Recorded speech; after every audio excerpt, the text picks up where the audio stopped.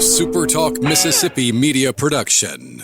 Hi, this is Chris Keem with Cannon Ford Lincoln. Forget about the tariffs raising prices. Ford Motor Company has lowered prices. Employee pricing across the board on Ford and Lincoln products. Come see us at Cannon Ford Lincoln.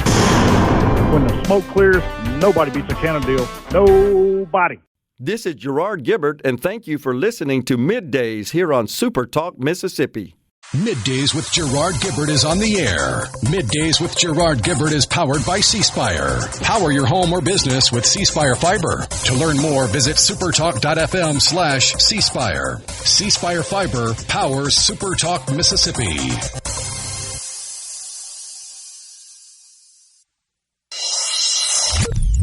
Get ready to go beyond the headlines and join a meaningful conversation with people from around the state. Hello. You're listening to MidDays with Gerard Gibert here on SuperTalk Mississippi.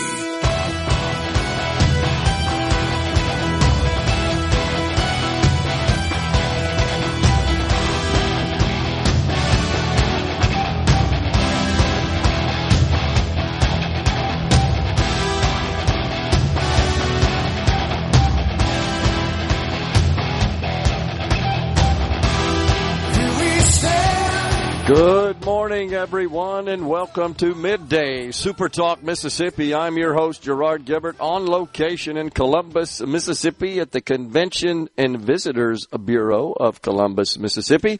Rhino safe and sound, back in the SuperTalk headquarters studio. We'll be guiding you through the middle of your day with facts, fodder, and fine music on this Friday Eve.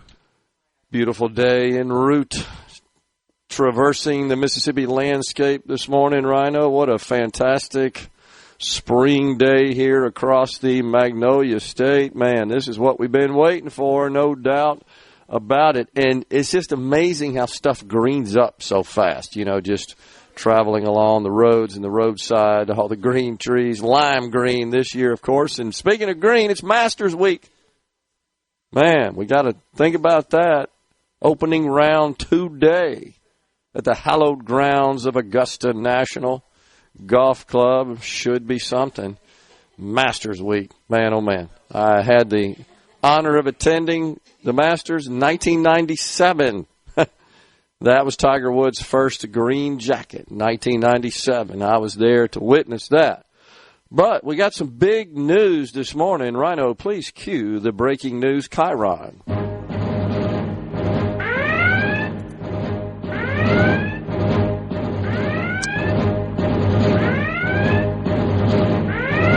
All right. President Donald J. Trump has signed an executive order, this time the victim in his sights, your shower. He has signed an executive order making your shower great again. He said, I like to take a nice shower, take care of my beautiful hair. I have to stand in the shower for 15 minutes until it gets wet. That's what he said as he signed the EO. And, of course, this, I believe, is reversing regulations put in place by Barack Obama. He said, my hair, I don't know about you, but it has to be perfect. Perfect. That's what he said outside the White House in 2020. The shower wars were underway. He said, I can't get the stuff out of my hair. It's a horrible thing. Oh, my gosh. This is crazy, though. What was the purpose, Rhino? To, like, conserve water or something? These liberals, they can dream up virtually anything. Was it Obama, I think, that placed these restrictions on water pressure in showers? I think it was. I think it was under Obama. There was some sort of clarification on it. But I remember this goes back to H.W. Bush in like 91 or 92. Okay. Well, looks like we're making showers. It sets the total amount of flow at 2.25 gallons or something like that. Okay. 2.5, that's something right. Around there. Oh, man. Did we accomplish anything with that? I mean, was there any value out of that? No. I just don't think there was either. I really don't. So, yesterday, of course, before we went off the air, meteoric rise in the markets. That's because the president announced that he was going to implement a pause on tariffs. With all of our trading partners, with the notable exception of one, the most egregious offenders, honestly, of unfair trade, and that would be China. And, in fact, he upped the ante on the CCP, increasing tariffs on China imports to 125%. Incredible. China still, it's unclear. Are they going to bend? Are they going to break? What's going to happen? Nobody knows at this point. But the markets received that news very positively and launched into a buying frenzy, and that drove markets up. The Dow closed, was it a record day, Rhino, or just under 3,000? At one point, it was bizarre. The Dow was up over 3,000. I think it settled in at 29.62, something to that effect. However, markets are once again selling off today. The Dow now down 1,000 points. The NASDAQ down 665. Now, some of that, I think, is just a natural reaction to just the big-time increases yesterday. So, no surprise there. But the other thing that's going on is that the old wily Congress doesn't seem to be able to get their act together with respect to passing one big, beautiful bill. Now, I believe, Rhino, voting is underway right now. The Speaker of the House last night says, I don't have the votes. Right? I think voting is underway, literally, as I was listening to it on the way up here. I don't think the finals are in, the final tally. He says, does the Speaker of the House, he's got the votes. With respect to Republicans versus Democrats, assuming all Democrats vote in opposition of the measure, he can afford to lose, I believe, 4, maybe 3 votes among his caucus for this legislation to pass. So markets are on edge about that. We did get positive news on inflation this morning. It appears that inflation has moderated a bit. We still are experiencing inflation, but the rate of inflation has come down slightly, and that's good news. The markets are hanging on to any action by the Federal Reserve. Are they going to cut rates or not? Futures on that are in looks the like it 70s. Just passed. Okay, good. So it'll be interesting to see if the markets react positively to that. Or 216 to 214, 2 GOP no's from Massey and Sparts. Oh, interesting. Massey, you knew. But that's not surprising.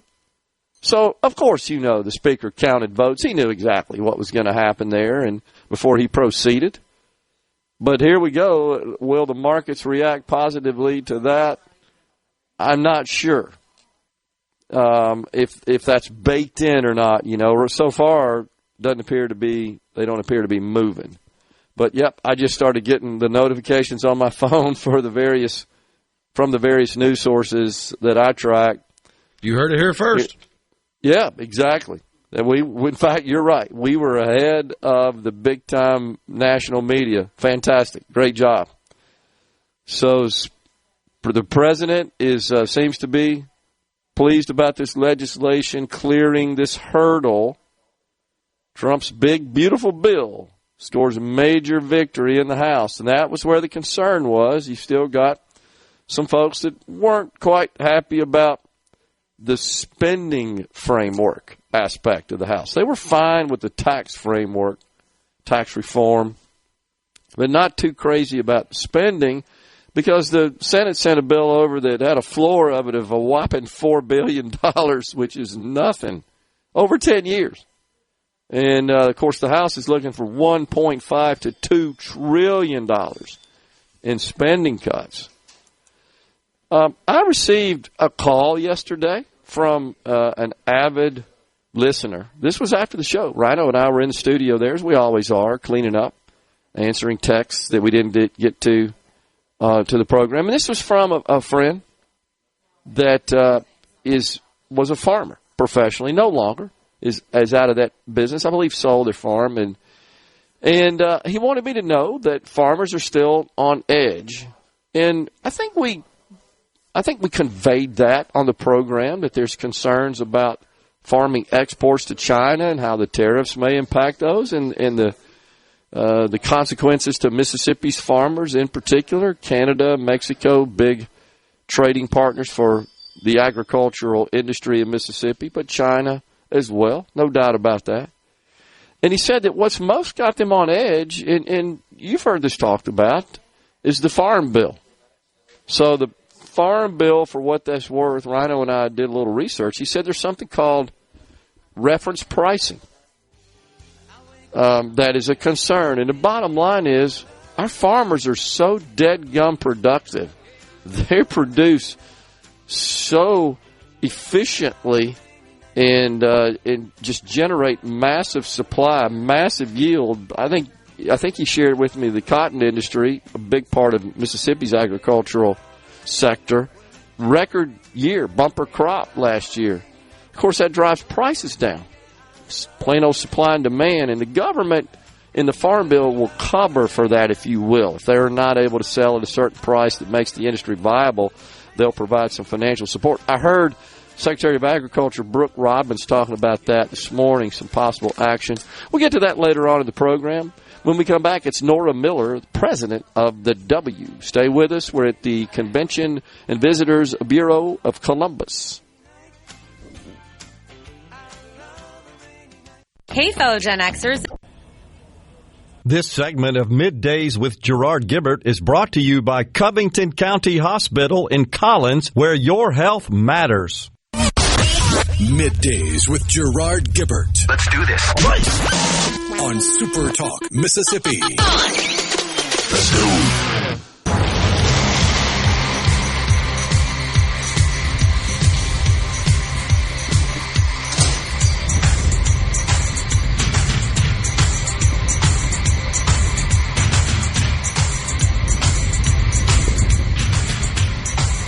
Welcome back, everyone. It is Middays. We're live in Columbus, Mississippi at the Columbus Visitors and Convention Bureau.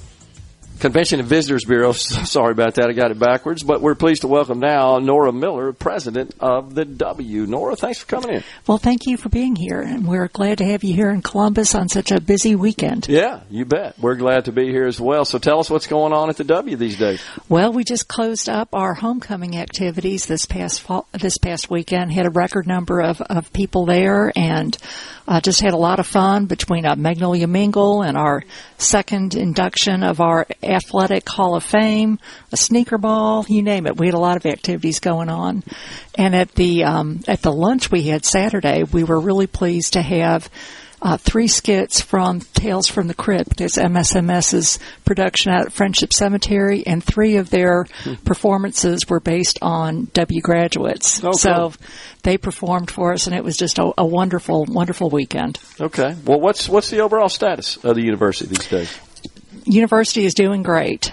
We have consistently been recognized as having the top nursing program in the state, within the top 4% of all nursing programs in the country. So we're looking at ways to expand that.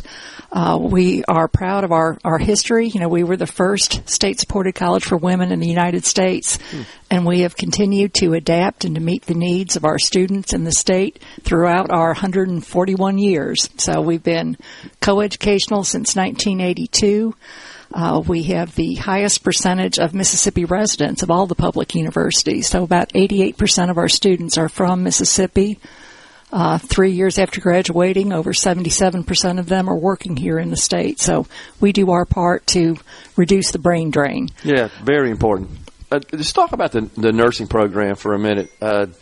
I would suspect that most of those students have jobs before they get their sheepskin. They sure do. We have nursing programs all the way from an associate's degree program. Then we have our regular baccalaureate degree. We have a special RN to BSN program that is online for the most part. And those are working nurses who already have their RN. They're wanting a 4 degree. We have the first nurse practitioner program in the state. So we have a master's program for that all the way up to a doctorate of nursing practice. Last summer, our May graduates from nursing, 82% of them were working in the state of Mississippi within a couple of months. Wow. That's great. And are there any incentives for them to stay in Mississippi and work? There are, and actually we started an apprenticeship program this fall for some of our associate degree nursing students. So they are working full-time, and they're counting those clinical hours towards their degree. They're getting paid while they're going to school, and then they commit to working for it. Our agreement is with Baptist Memorial Hospital here in Golden Triangle. Yeah. So then they are committed to working there at Baptist, and they are able to just seamlessly roll into it. No shortage of demand, is there? No shortage of demand. We Yeah. know there's a huge shortage, and we are trying to find ways to expand nursing to really help out with rural health, because we know that is certainly an area of need.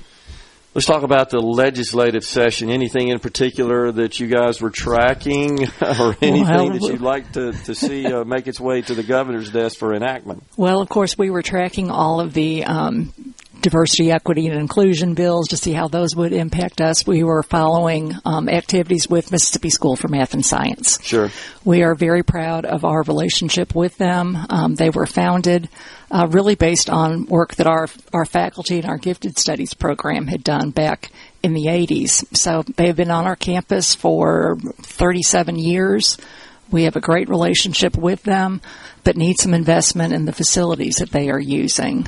We were offered the opportunity to submit a proposal for the expansion of MSMS, and Mississippi State also submitted a proposal. The State Board of Education recommended the move to Mississippi State University, and we are hoping that the legislators will really take a look at the founding mission and purpose of MSMS and how keeping it as a separate high school for those gifted students where they can be challenged and be nurtured and kind of ease into a residential experience.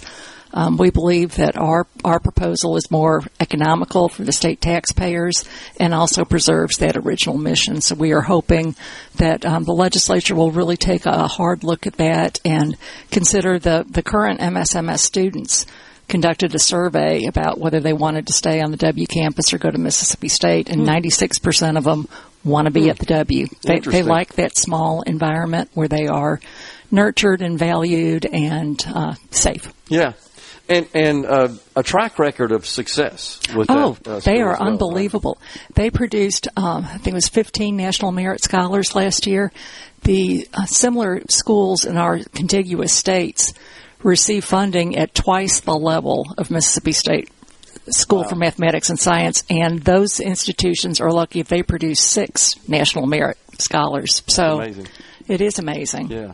And how does one qualify to attend the school? It's based on ACT, GPA, and then they also interview for the admission. Okay. What about federal funding? Nora, how is that affecting you guys? You got your eye on that? We've got our eye on it, and we're waiting to kind of see. We did have a Lewis Stokes minority participation grant that was for minority students in the STEM program, so we believe that's going away. Concerned about the ripple effect from state agencies, the Library Commission, and really concerned about the library and how that's going to be impacted. I think our, Pell Grants and the loans should be fine for our students, but we are anxious just to see kind of what that trickle-down effect is going to be with all the federal funds that might not be coming to the state that we've been used to having. Right. So we're fortunate that we don't have faculty who are on full-time federal funds and grants. So we'll have some restriction of activities, but I don't think we'll have any programs or any layoffs as a result of this. How are you doing with respect to enrollment and then financially? Enrollment, we're looking good for this next fall. We're tracking that. We had our first kind of orientation or preview day a couple weeks ago. We've got more coming up. So that's looking good. We've been seeing this demographic cliff coming for a long time. Sure. And that was part of What we did when we reintroduced intercollegiate athletics was a way for us to appeal to students who weren't coming to us anyway. We're also looking at growing graduate programs and growing online programs and furthering our relationships with the state's community colleges. We have an excellent system of community colleges in this state, and for many students who are making a decision based on finances, that is the most economical way for them to get their start in their 4-year degree. So we're building relationships with the community colleges in ways that students will know immediately what courses are going to transfer, and they can track their pathway. Okay. We're visiting with Nora Miller, president of the W. So how are we doing financially? Financially, we're hanging in there. We're hanging in there. We have no debt, so that helps a great deal. We operate on a thin margin, but we're okay. Yeah. Any thoughts about adjusting tuition at this point? We are kind of waiting to see what's going to happen with appropriations. We try to keep any increases as low as possible. And that's why our students graduate with the least amount of debt of all southern regional universities. Gotcha. So I imagine we will probably have a slight increase, keeping up with inflation, probably 2 to 3%. Yeah. We try to keep it kind of steady like that so we don't hit people with a 10% increase, hold back for a few years and then really slam it. So we'll look at some minor increases. So we'll wait and see what's going on. And then as far as capital appropriations, we are following that bill also. IHL works out like a 4-year plan with the legislature where if all is going as expected, these are the projects that will get funded each year. And the legislation that was being considered for us had $15 million in capital funds that would allow us to renovate Painter Hall, where most of our humanities courses are, and that's a building that serves all of our students and needs some love, and then also some general R&R money for all the things that go broke in the night. Little time left. Talk about the reintroduction of athletics at the university, and how many teams do you have? Yes. We have 17 intercollegiate athletic teams. We compete in the St. Louis Intercollegiate Athletic Conference. We have basketball, men's and women's, volleyball, soccer, baseball, softball, track and field, tennis, golf, you name it. We've got it just about. And we compete very well. We're very proud of that activity. It's a Division III conference, so there are no athletic scholarships involved in this, which is as a former CFO, that was the only way I could see us getting back into athletics. Well, a lot of people just want to play. They do. They do. Go to school and play. That's right. And the D3 concept really focuses on the student of the student athlete. There's less practice time. They're able to really devote their time to their athletics. But Nora Miller, president of the W, has been our guest. Thanks for coming on. Thank you very much. Really I appreciate it. We're coming right back in Columbus, Mississippi. We're at the Columbus Convention and Visitors Bureau. Stay with us.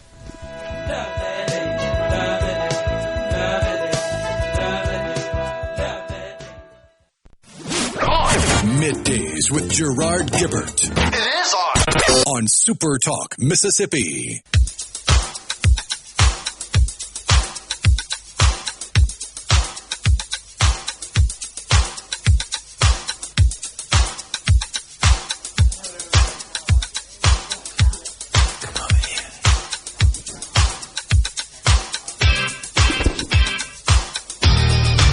Welcome back, everyone. It's Middays from the Columbus Convention and Visitors Bureau. Thanks for joining us today. We wanted to pass on that Zachary's Restaurant, 205 5th Street, North Columbus, is our food sponsor for today. It's a family-friendly restaurant. Serves finger-licking appetizers, healthy salads to savor burgers, huge selection of dishes to satisfy your hunger pangs. Live music at Zachary's every Saturday, an outdoor patio happy hour, Monday through Friday, 4:30 to 6:30. Call 662-240-0101 for dine-in, to-go, or catering. Visit their website, zacharyscolumbus.com. We appreciate that. So, Rhino broke it in the last segment or segment before last that it looks like the one big beautiful bill is getting closer to reality. We thought maybe, Rhino, the markets would react positively to the news, but they have not. In fact, they've sold off even further. The Dow now down 1,200 points, the NASDAQ 770. We really haven't given up all the gains of yesterday, but we're getting there. Who knows where this thing closes, though? Anything could happen. It is so dadgum volatile. I actually believe that what drove this deal, the president's decision to reverse or at least pause the tariffs that were implemented last Wednesday, I think that was advice that came from his inner circle that said, what we expected some degree of a sell-off on the equity markets. What they did not expect was a big-time sale of bonds. I mean, it's just serious bond chaos. So normally when the equities are declining, money's moving out of equities into bonds for safety, talking about U.S. Treasury bonds, bills, notes, and that would drive yields down. It's simple supply and demand. More people want to buy them, therefore they can sell them at a higher price, and that's used in the auction off at a higher price, and that reduces the yield, and that's tied to interest rates for your mortgage and cars and any other sort of reasonably long-term debt, plus credit cards, which are included in that calculation as well, that category. And that really spooked, I think, the president and his inner circle, looking at the chaos and the dysfunction and really kind of counter to normal scenarios. And I think that's what got him. And that's when the president sort of pumped the brakes and at least put a pause on. And that wasn't expected. I don't think it was planned. I don't think it was expected. I think what happened was this reaction in the bond market really did create problems, and the president didn't like that. And he started actually boasting yesterday at the end of his speech about the markets rising on the news of pausing on everybody except China. And that makes total sense to me that he would do that. But it was just the chaos in those markets. And so that sparked a lot of concern, and I think that's what caused the president to, again, pause those tariffs. He said that people got what did he say? Yippee, I think was the term he used, Rhino, yippee. And the others were saying that he said he got queasy, but it wasn't. It was yippee, I think, was the exact terminology that he used. And he saw that, and I think a lot of people had passed on what was going on with respect to the bond markets, and that concerned him. And so he reversed course, is essentially what happened. I think the market's grossly overreacting and doing a little research, and you probably want to check me on this, Rhino. I was a little surprised at just how small is the total value of imports and exports to China in this country. I thought it was a lot more than that. I think we export, 250 billion or so of goods, but we import, maybe it's not even that much, like 170 billion, but we import 200-something billion. I think the total deal is less than $500 billion, the total trade play between this country and China. Maybe it's a little over $500 billion. And there is a deficit, no doubt. We buy a lot more from them than they do from us, over $200 billion deficit. But when you put that in perspective, with an economy, the U.S. economy, GDP at $31 trillion, I mean, $500 billion is really not that significant. I mean, that's less than 2%. I was a little shocked to find out that the trade of this country, and when you look at just the exports from this country to China, it's like less than 1% of our total GDP. Now, to those who make a living off selling stuff to China. I get it. It doesn't matter. It's the same argument when people say, well, the rich people are the ones that got hurt the most in the stock market. It's all relative, though. $10 to a person that's got a $100 investment in the market is essentially the equivalent and tantamount to a person that's looking at $1 million loss when they got $10 million in the market. So, yeah, that $1 million is a lot more than 10, but that 10's a lot to the person with $100. So I don't really put a lot of stock in that argument. But I still think it was a bit overblown. Jerry in Waynesboro says, same as for loggers. We were talking in the earlier in the segment about the farmers in our state and in our country who have just had magnificent production. They're so good. All this innovation and new technology. We have fewer people working in the ag industry, but producing more than we ever have. I mean, that's really, again, it could be attributed to massive amount of innovation and technology that, of course, has been adopted in the agriculture industry.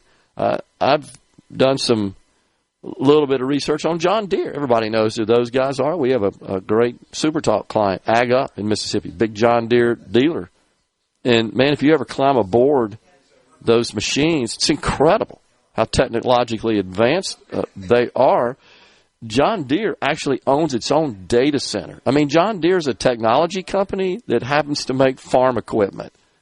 You could make that same assessment and construe that description for just about any major American company. What do you think FedEx is? FedEx is a giant technology company that happens to ship stuff. But underlying all that is unbelievably sophisticated technology. And so Jerry in Waynesboro says, same as for loggers. We overproduce with the new technologies and never get a raise in price to cut and haul. Right, because it's a supply and demand deal. And nobody wants to think about the idea that, well, okay, we could get prices up if we didn't produce as much. And then the consumer loses because the prices go up. I mean, that's just part of the dynamics. This is why we need the foreign markets to buy our stuff. But yesterday, this individual that I was talking about earlier that called me, what he said, and Rhino and I talked about this quite a bit after the show, he said was, we need to find more applications for the soybeans and the cotton that we produce here. Of course, that's a major crop in the state of Mississippi. And I'm not smart enough to figure out what that might be. It made sense to me. Yeah, there would be kind of a moderation, if you will, and a mitigation of the imbalance between supply and demand if we had more customers for those beans and cotton for new applications, different and above and in addition to what those agricultural products are currently used for as far as finished goods that are sold to the market. Made sense to me. I just don't know how to fix that problem. And Rhino, maybe there's some research going on right now to figure out other applications and uses for cotton and soybeans. But certainly, if that were the case, and the markets expanded, the markets for those products, yeah, that's absolutely right. Then that would prop up the price because there'd be more demand. Simple as that. It feels like there would have been more research started last year due to the drop-off in soybean exports to China in the last calendar year. Because in the last calendar year, soybean exports to China are down over $1 billion, or in percentage points, they're over 60% down. Okay. So if you've been exporting 60% less soybeans to China, you would think there would be somebody working in it in the last 12 months, and it wouldn't be oh no, this all happened at once. Well, it's been happening for at least a year. Wow. I didn't know that. So were my numbers in the ballpark? I don't know if you happen to take a look at that or not with respect to what we export, what we import. Exports $154 billion and imports $436 billion. Okay, so $200-something billion deficit, if you will, but still, though, that's not that big. I mean, you know what I'm saying, relative to the size of our GDP. Again, I get it. To people who make a living off that, that's huge. We're coming right back. The Element Well studio at the Columbus Convention and Visitors Bureau. Be sure. Are we going to do this? Middays with Gerard Gibert. Keep rolling. 3, 2, 1. On SuperTalk, Mississippi.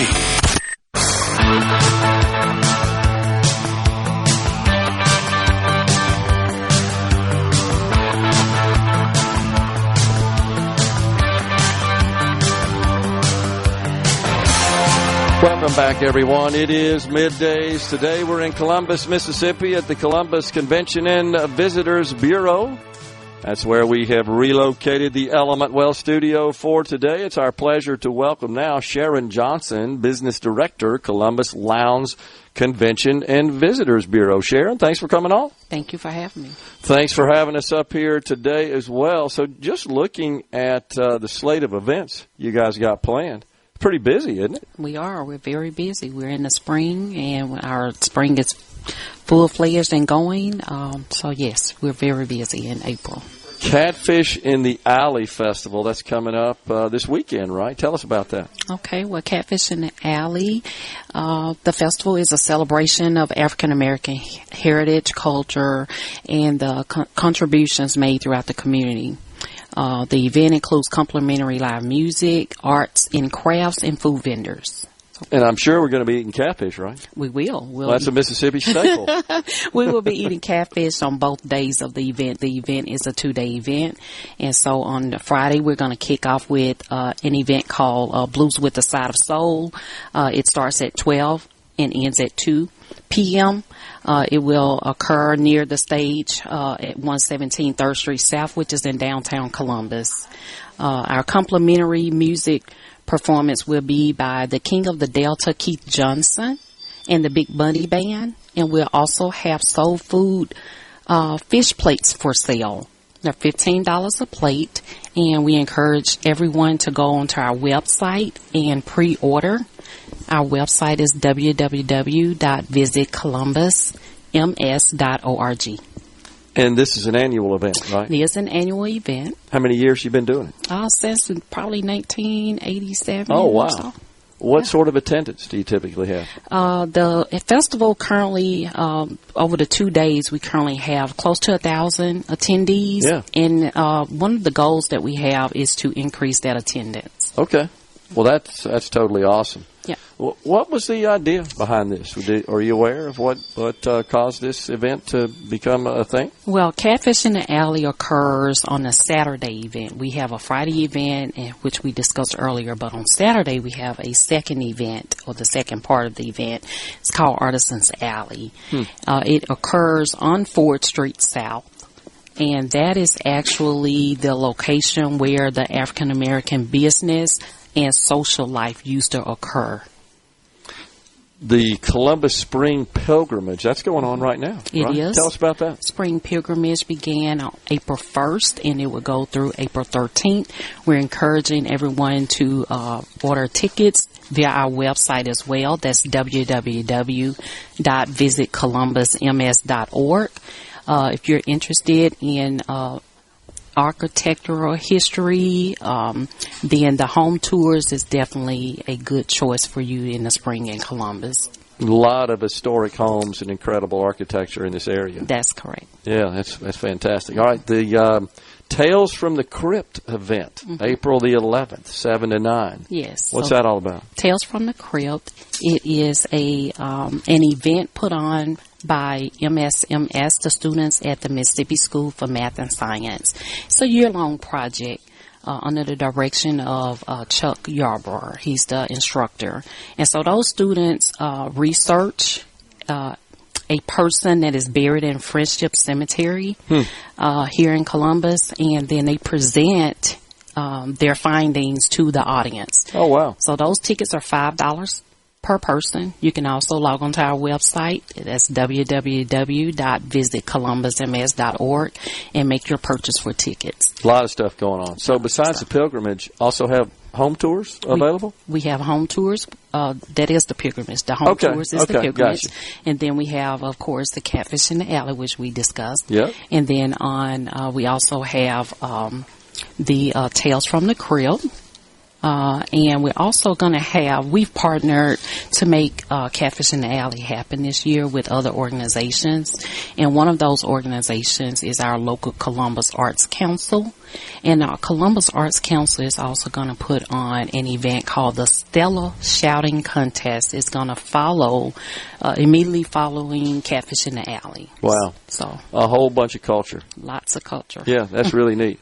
What was the inspiration for the name Catfish in the Alley? What is that all about?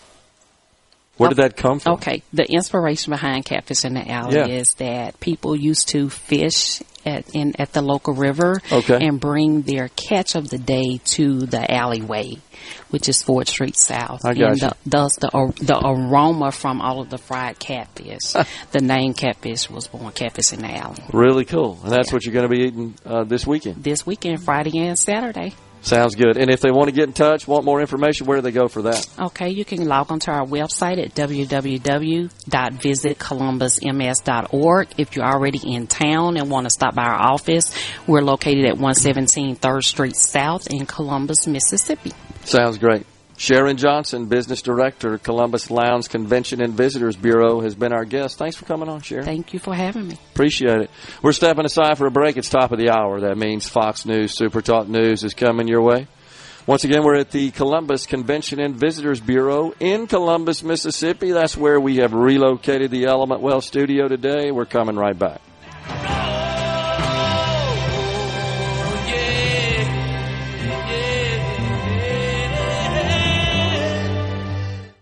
Of Middays with Gerard Gibert is brought to you by the Mississippi Business Journal. Visit msbusinessjournal.com. Scott Coopwood, publisher and president. And now, the talk that keeps Mississippi talking. That's what I like to listen to. You're listening to Middays with Gerard Gibert here on SuperTalk Mississippi.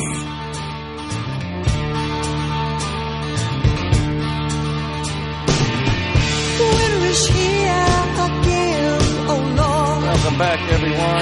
It is Middays. We're in Columbus, Mississippi at the Columbus Convention and Visitors Bureau on this Friday Eve. We're all set for hour 2 of the program. You know, Rhino, I mentioned the other day that seeing these companies are sort of reversing their DEI efforts. And in the proxy voting for shareholders, they'll often I see included questions that are somewhat related to that subject matter of DEI. And the board recommendations are all against some of these measures. These are things that are typically recommended or suggested perhaps by shareholders or maybe management. And the board is saying, no, we're not doing that stuff anymore. I recall back when all this DEI stuff was really starting to take hold. And again, you have to look at the George Floyd incident of 2020 as the pivotal event that really launched, it seemed like, every deadgum institution in America into all this CRT and DEI and all these dang shakedown consultants were making a fortune conducting all these trainings and seminars and workshops, often off-site at the expense of the company, where they would essentially indoctrinate you into all this stuff. Well, Verizon, as I recall distinctly, Rhino, if you look it up, you'll see it, one of them that had issued a whole series of policies around that. One I remember in particular that the company adopted was how to comport oneself in meetings, company meetings. We're talking about like small groups meeting in a conference room to discuss business issues. I mean, nothing that doesn't happen every single day. across America. And they instructed participants to always defer to a black employee. If there's speaking going on, always defer to them. Give them the floor. Even if they interrupt you while you're speaking. Stand down, be quiet, shut up. And there were other issues that Verizon, related to this, Verizon had adopted as well. Well, this morning I got their proxy vote. And a couple of things that I think are ESG, DEI related that the board recommends voting against. Lead-sheathed cable report. You know that's some sort of environmental nonsense, right? And, of course, this would apply to a company that has a bunch of cable, such as Verizon. Discrimination in advertising services. And they recommend voting against that. Climate lobbying. Voting against that. So I think this is good news. This is welcome news that this is a company that went all in not too long ago, talking about this big telecom carrier, Verizon, and now all of a sudden they're recommending against some of these efforts, some of these policies, which is, and I see it all the time in these proxy votes. I really do believe to a great extent that's because the president came in and kind of did what everybody else was thinking, which is this is craziness. This is costing us money, and it's not really achieving any goals that are useful to the company. Yeah, I'm looking at a couple of documents, Rhino, they published in 2020 entitled Conscious Inclusion and Anti-Racism. And you know how this stuff gets, and they get into all these wordsmithing, all these multiple syllable, what did I call it, grandiloquent language that I guess is supposed to make it look more important or more intellectual, but they've got microaggressions and micro inequity and privilege, and this is Verizon. I'm looking at official Verizon documents. Interpersonal racism, allyship, intersectionality, your favorite word, right, Rhino? You know it's a scam when you see that. And they required participants in all these workshops where they're really indoctrinating them to all this cultural nonsense. And they asked participants to write down, who am I culturally? Where did I grow up? And what was the culture of my community?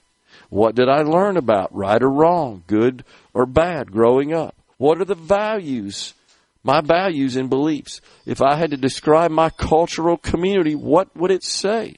What is my cultural identity? Race, ethnicity, gender identity, religion, education. What in the heck does this have to do with running a business, a telecom business? Nothing. And then it wants you to explore, how do I feel about these different issues about myself? Just exactly what you say all the time. All about feelings. Are we basically all the same as humans? Are we more alike than we are different? How do I view others? Are these differences normal, inevitable, something to learn about? It's just, I have a hard time connecting the dots on what does the world does that have to do with business, and in specifically this business. But it's good news to see that they appear to be backing off quite a bit from that. And I think you're seeing that same trend across the country. Bo in Indianola says the only reason cotton came back a little was because the surplus they bought, they stored in warehouses, it leaked and almost all of it ruined. Wow. Thanks for sharing that, Bo. Didn't know that. Bo, of course, from the middle of cotton country in Indianola. Charles and Matheson reports your discussion about the House voting activity made me go look and found you can still watch C-SPAN via streaming. Absolutely. Though that was thought that was long gone. He said the bill requiring proof of citizenship just passed, even had 4 Democrats supporting it. I'm not surprised. Good to hear. I really question, why is this even needed? I mean, this is just common sense. You need to be a citizen to vote. It's terrible that we even have to do that. Incredible. The reference prices, this is on the C Spire text line. We were talking about this earlier. This is something that is incorporated in the Farm Bill, reference pricing, and it's really just a way to provide financial assistance to farmers if they're not able to sell their product, their yields, at a price target that is thought to be the minimum viability for the industry. You would expect them to be a little lower than what people actually make, but the Farm Bill encompasses so much. Literally all of the day-to-day and year-to-year operations of federal government farm aid wrapped up in the Farm Bill. It needs updating. It's bad. Continuing resolutions are not the answer. Yeah, that's a good point. So continuing resolutions would just mean continuing the Farm Bill as is, right, as currently is in place, based on the last continuing resolution. So hopefully that is about to change. I think we're going to get that here, but hopefully we get the regular order of negotiating 12 spending bills and get into the details of drafting those individual bills addressing the various categories of spending in the government. That's regular order. We are desperately in need of returning to that practice. Ben from Madison says, so did the House just completely concede to the Senate on spending, or are they going to continue to work on it? A good question, Ben. I'm not clear exactly what the outcome of that. Rhino, maybe you see something. I haven't had a chance to research that just yet. I know they were not happy with the $4 billion floor in the Senate bill. Maybe they agreed to proceed with that, because this was a procedural vote with perhaps some caveats to it that they can adjust. I don't see any way to make the math work for reconciliation if we end up only cutting spending by $4 billion over 10 years, to make the math work sufficient to extend the Trump tax cuts.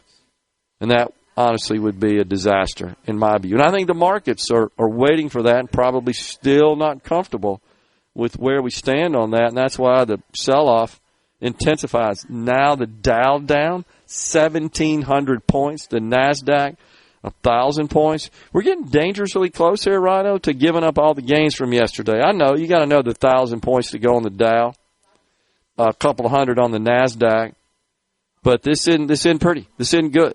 So, and I'm not sure what's driving it, but I guarantee you the president's watching this. Guarantee you he is right now.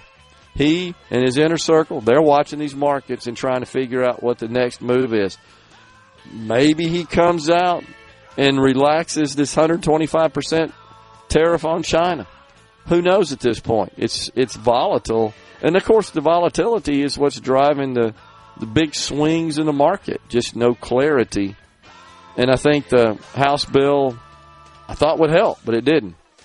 It caused markets to sell off. Maybe there's just no confidence that we're going to get what we need there. We're stepping aside for a break. When we come back, it's Chuck Yarbrough from the Mississippi School for Mathematics and Science, and also Mississippi School for Mathematics and Science Junior from Shannon, Shaw Pruitt. Stay with us. Coming right back.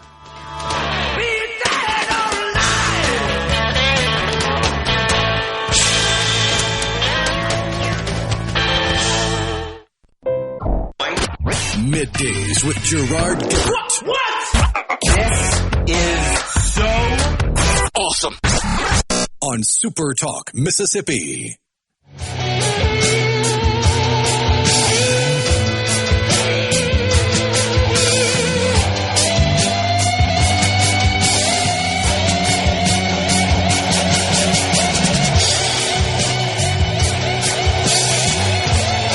Welcome back, everyone. It's Middays from the Columbus Convention and Visitors Bureau, downtown Columbus, Mississippi. Thanks so much for joining us today. It's our pleasure to welcome now Chuck Yarbrough. All right, Chuck, I'm going to read your description of your title here. 2019 Organization of American Historians Teacher of the Year and Director, Tales from the Crypt, 8th of May Emancipation Celebration, and more story projects. The Mississippi School for Mathematics and Science. Is that right? Yeah, that's it. That's all awesome. Correct. That's fantastic. And then Shaw Pruitt, a Mississippi School for Mathematics and Science Junior from Shannon, Mississippi. Shaw? Yes, sir. Yeah, good to have you on. Let me get your volume up a little bit so we can hear you. All right, so Chuck, tell us about this Tales from the Crypt. I just got a little bit of an overview of that from Sharon Johnson, the business director here. Mm-hmm. Tell us about that. Well, Tales from the Crypt is a research and performance project that my students in the Mississippi School for Math and Science conduct every year. It's a research project in the fall semester that turns into a public performance in historic Friendship Cemetery. We literally bring history to life. So how's that connected to the School of Math and Science? Well, the School for Math and Science is a school for gifted kids all across the state. Okay. And we teach a high school curriculum to 11th and 12th graders. 35 years ago, my late colleague Carl Butler realized that a primary document research project could turn into public collaboration and communication and just community skills, building skills. So students learn research and writing, and then they also learn those soft skills that everybody needs to have in communities across our state. And Absolutely. All right, Shaw, you're a junior, right? Yes, sir. And what caused you or what inspired you to enroll and attend the MSMS? Well, I just saw it, like a higher level of education, to challenge myself, from what I was getting in public school. Well, I'm still in public school, but, at my old school, it was a block schedule. I only had 3 classes. I didn't really have to do any homework. I could just, I wasn't challenged at all. I wasn't forced to learn how to study, to learn how to work hard academically. I always say, my hardest class was football, because that was, because it was the most mentally challenging, just because all the, the workouts, the practices, it was, so that was the one class, I love football, but, that was my hardest class. But now that I'm here, I have 6, 7 classes that I have to, study for, just one class here more than like all my classes combined at my old school. So you like the challenge? I do like the challenge. It's been very beneficial for me. Okay. Yeah. What are you thinking about as a career? Have you given that any thought yet? So right now I want to, I'm going to apply to West Point, the Naval Academy. Oh, cool. The Air Force Academy. I'm going to both summer seminars of the U.S. Naval Academy and the U.S. Military Academy this summer. So I'm thinking I want to try to be a Special Forces officer in the U.S. Army, but that, and then maybe get my MD while I'm in the Army too. I'm interested in endocrinology and hormones, and things like that. And I'm also interested in like making my own toothpaste too, which is which we might not want to go on right now. It might take a while for me to explain it, but. I'm interested in a lot of things, but, that's probably my primary area of interest right now. And then, I may be interested in running for political office one day in the state of Mississippi. I can see that. So, are you involved in any of these productions? I am. Okay. Which one? Multiple, maybe, huh? So, I'm involved in Tales of the Crypt. I'm a performer. So, I wrote my own script. I researched a black banker named J.M. Coleman, who was active in Columbus. He was the cashier at the Penny Savings Bank. He was sort of like, he was like an early civil rights activist. So I'm told that you could actually speak in your character for us today. Is that right? I can speak in my character. Well, let's hear it. Okay, so I'm going to give you a little background information on my character first. Okay. So, I can't play J.M. Coleman for obvious reasons. So I had to create a character that would interact with a black banker like J.M. Coleman, who was white.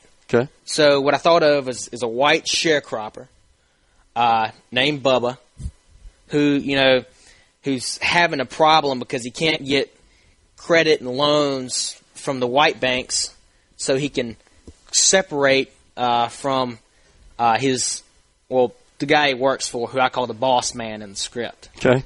So he's excited because this new bank has opened that Reverend J.M. Coleman works at. He's also a reverend too, and I try to add a little twist on it. So since my guy really doesn't want to be a sharecropper anymore, he also is a catfish fisherman. Okay. And and that ties in well with Catfish Alley in Columbus, and I can and also it gave me ability to add some props in there, to be creative.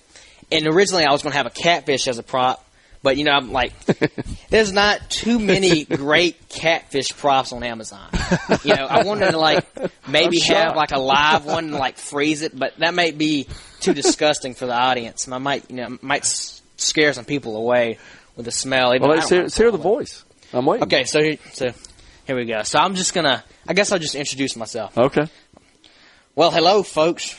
My name is Bubba, and I'm on SuperTalk Mississippi today. I'm very excited to, be able to present myself to you, and, my character's only, able to come alive in certain moments, so I'm going to give him a little more life here. So my character in the script, I'll spoil a little bit for you. So he's kind of ambushed by a snake. He thinks it's in the grass, but, he can't. He's kind of hearing for it, but he doesn't really know where it is. So he asked a member of the audience to come help him find it, and he thinks it's under this bucket. And then he also, so he gets a member of the audience to grab the snake for him real fast, okay? And then he starts talking about how he's going to eat the snake. Since he doesn't have a lot of the means to buy a lot of food. I've seen a picture of you holding this snake. Yeah. It's on that thing called the internet. I've never heard of anything of such. I don't. That must be way in the future for me. So, but Chuck, are you teaching these students? Well, I'm not teaching them that necessarily. Okay. But I'm a history teacher, and the students are doing primary document and secondary document research to try and understand characters in a time period, and then to bring it to life creatively. So, in the case of Shaw's performance, his research subject was able to explore not only kind of the economic system of the early 20th century, the first decade of the 20th century is what he's looking at, but also the struggles of sharecroppers and the universality of a lot of those struggles from Mississippians. Right. I mean, it's brought a tale to life. I mean, that intersects with Mississippi right there. Oh, absolutely. And, many of we have a long legacy of Mississippi of hard-working people contributing to their communities, and ultimately that's the story. If I were to pick a theme that comes out of almost all of the performances, that's part of it. And then I think we have students that recognize that their good hard work presented to the community in performance during our Tales from the Crypt performances in the pilgrimage season, that they're contributing to this community.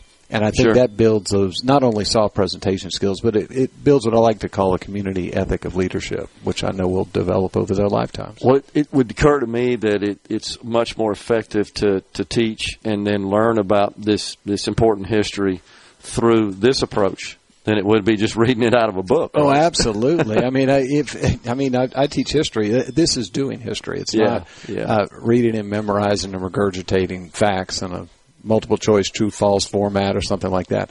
They do primary document research and they write and secondary research and write a research paper. So that's really college level work. Yeah. In the fall semester, they have the ability to then turn that creatively into exploration of whatever they think is significant. This year there were 44 kids who did the project, 42 auditions. 2 of them are pairs, which both ended up being selected. All 42 auditions compete in competition with one another. The best 10 were selected, and that's what Guests to the Cemetery will see performed on our final performance night, which is tomorrow night, April 11th. Chuck, is one of the goals here just to provide a more rounded education? Yeah, I think, a more complete education, I think, is what I'm looking for. Okay. I'm looking to develop critical thinkers that are not, that are able to explore and critically analyze documents of every sort. Yeah. Now, we're looking, of course, at 19th and early 20th century stuff most of the time, but the idea is to have them engage something, be a critical thinker, figure out a way to put it in a context using other sources, and then to relate that to other people. Gotcha. Once you can share it with others, then you actually have internalized what you've understood.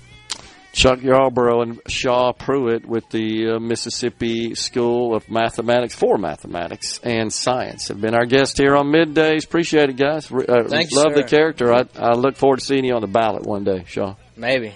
All right. Thanks for having us, Gerard. We really appreciate you. We're stepping aside for a break right now. Once again, we relocated the Element Well studio to the Columbus Convention and Visitors Bureau. We're coming right back.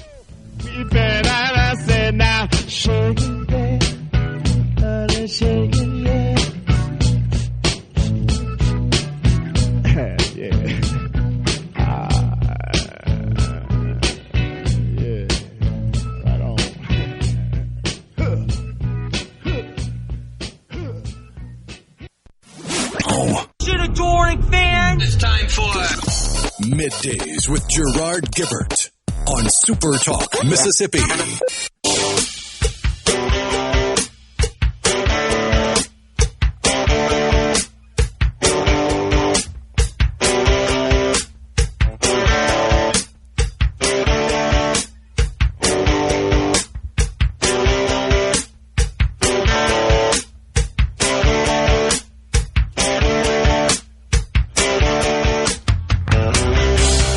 Welcome back, everyone. It is Middays. We're coming at you live from the Element Well Studio in Columbus, Mississippi for the Columbus Convention and Visitors Bureau. They got a big week planned up here this week.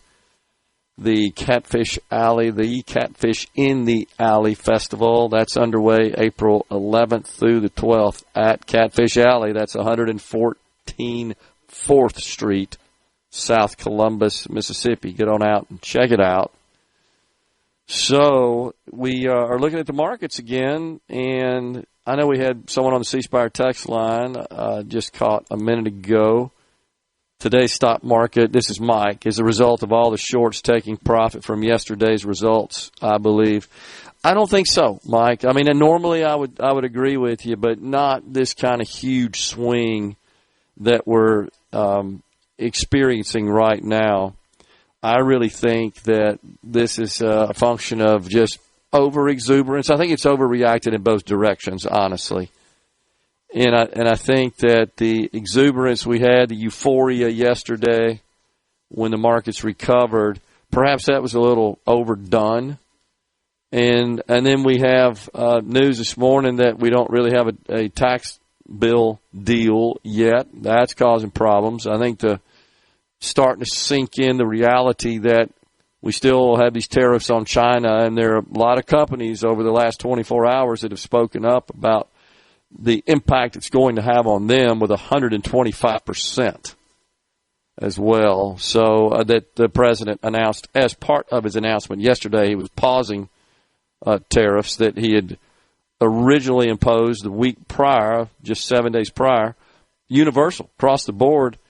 And then he paused those, announced that yesterday, on all countries except China, where he increased, and that's because China retaliated and never really has indicated any interest in negotiating. But I think they will. I think this is going to have a very significant, severe negative effect on the CCP in China. As Rhino pointed out yesterday, once it starts affecting the pocketbook of the handful of people that run that country, they get serious about coming to the table, I think. And that's about where we are, it feels like. Though there's been no news that I'm aware of out of China of any indication of that.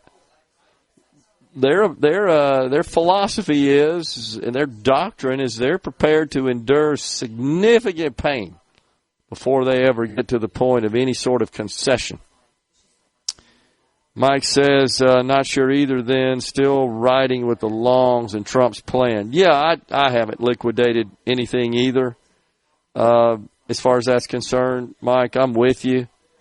I just don't think it makes sense to do that right now. I think we're still in for a period of volatility that just needs to be sorted out. Let's see, on the C Spire text line, Daryl Isa. Not sure where they sent that. Yeah, so what happens if China doesn't cave, says Thomas in Greenwood? I don't know. I would argue that that's exactly why the markets are selling off. They don't know either. Nobody does. Nobody knows what to expect. I'm going to say again, I am 100% confident that the president is watching the markets right now, not liking what he's seeing, and in the process with his inner circle of advisors of devising a plan to address the volatility and the huge sell-off that's going on right now. And again, I haven't checked it, Rhino, but the concern is the bond markets. It's not a good thing when you see lots of selling of United States debt. That's what causes yields to rise, and that, of course, bumps up interest rates, and that's not popular. If your goal is to help those most affected by that, the so-called middle class, with with interest rates on credit cards, mortgages, chattel mortgages, vehicle loans, etc. We're going in the wrong direction for that. The expectation was once money started flowing back into equities that the interest rate yields would drop, but they have not. Why won't China agree to a 0% tariff on both sides, says Stewart Landscapes. Man, Stewart, that's the $64,000 question, as they say. Nobody knows. I mean, you don't get a lot of information. Rhino points that out all the time. Even information you receive from the CCP cannot be relied upon. Well, it's really not that complicated. The reason they won't accept a level playing field or equal footing is because it is within the Chinese culture, in the Chinese mind, in a deal, whatever I can get away with is right.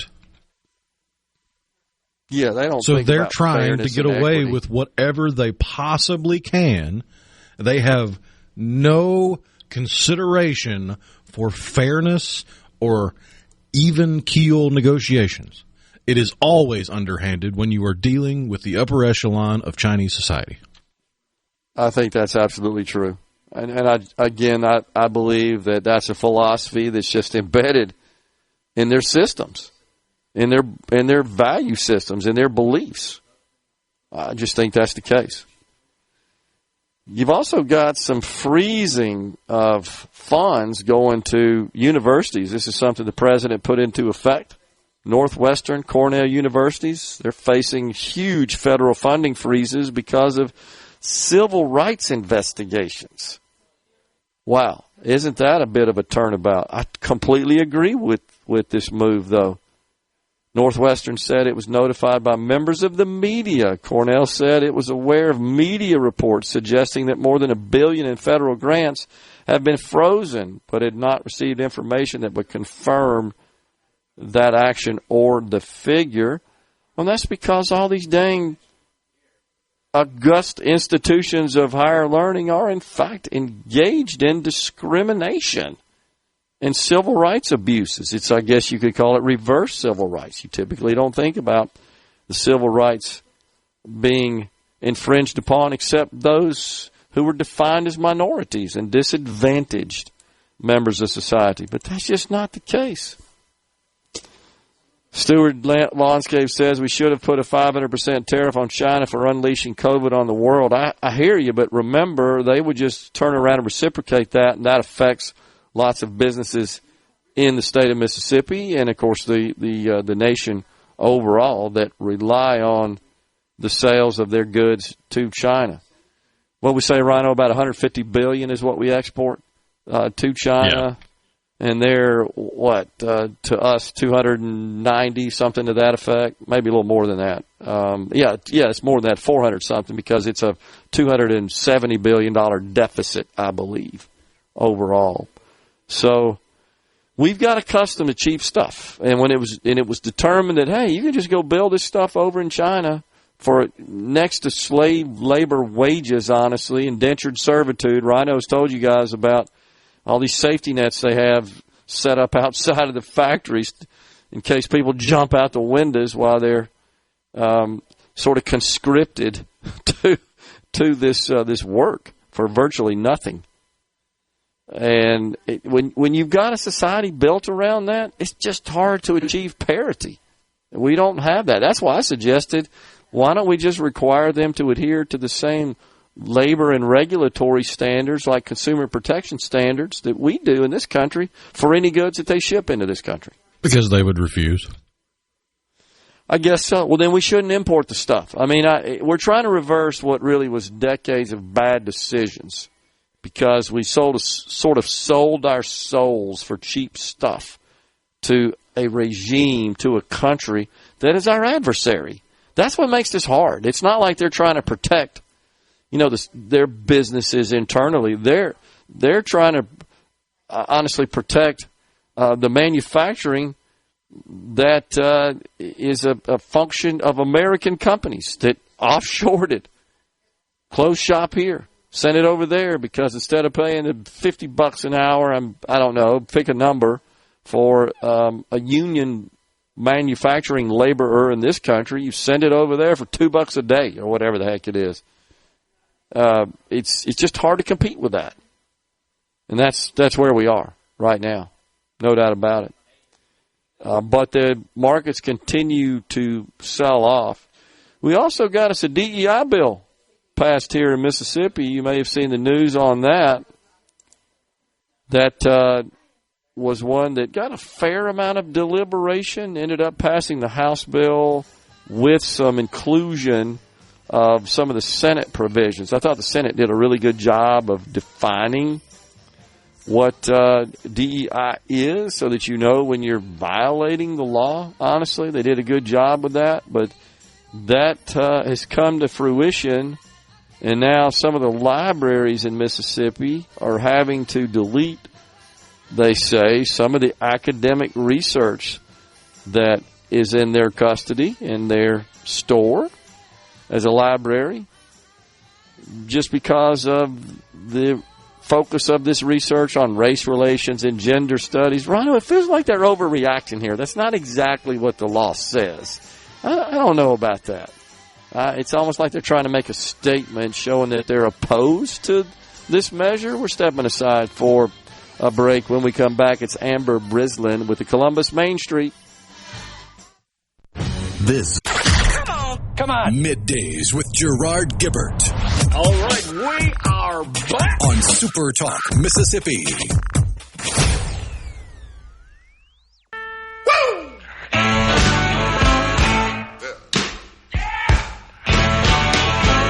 Now, when I was a young boy, at the age of 5, my mother said I was going to be the greatest man alive. But now I'm a man. Middays. The Element Well studio has been relocated to Columbus, Mississippi at the Columbus Convention and Visitors Bureau. We're pleased to welcome now Amber Brislin with the Columbus Main Street. Amber, thanks for coming on. I'm glad to be here. Well, I noticed on the way up, I haven't been up here in a couple of years. I mean, it looks like we have a thriving community here in Columbus. We do. We have a lovely downtown. We are very blessed, very fortunate to have so many supporters, some fabulous boutiques, restaurants, gift shops, and so many wonderful things that make our downtown what it is. Well, tell the folks about the Main Street Association, the organization itself, and what it does, what its goals are, and how it has helped lots of cities like Columbus in Mississippi. You know, we are one of the 3 main streets in the state of Mississippi that has won the Great American Main Street Award. Okay. That's an award that is only awarded to 5 communities nationwide every year. And we pride ourselves on not only beautification of our downtown, events downtown, but also revitalization, economic restructuring, redevelopment, and supporting all of that makes our downtown wonderful. Yeah. What sort of plans do you have on the boards for downtown right now? Anything in particular? I mean, it looks to me like most of the buildings, the shops, the stores, the structures are occupied, which is good. Absolutely. We have a 95% occupancy rate. We have over 200 downtown apartments that stay rented. There is always a waiting list for those apartments. That's cool. On the brink, just this weekend, for instance, we have Catfish in the Alley. We have a large soccer tournament bringing in 48 teams from across the state down at our soccer complex. We have the Munson & Brothers, which is a specialty beer garden here in downtown Columbus that is hosting Porch Fest. We have the Stella Shout. And in 3 weeks, we have Market Street Festival, which is our largest festival. This is the 29th year. We have over 150 arts and crafts and food vendors, children's activities, 2 music stages, you name it. And that has also been named one of the top 20 events in the Southeast for several years. Interesting. So, I looked at the calendar, a full slate of events, particularly in this month where the weather is so delightful across Mississippi. I got to believe that brings a lot of folks to Main Street, to downtown Columbus. And, of course, when they're here, they stay in the hotels and eat in the restaurants and buy stuff in the shops. That's right. We encourage everybody to live, shop, dine, and play downtown.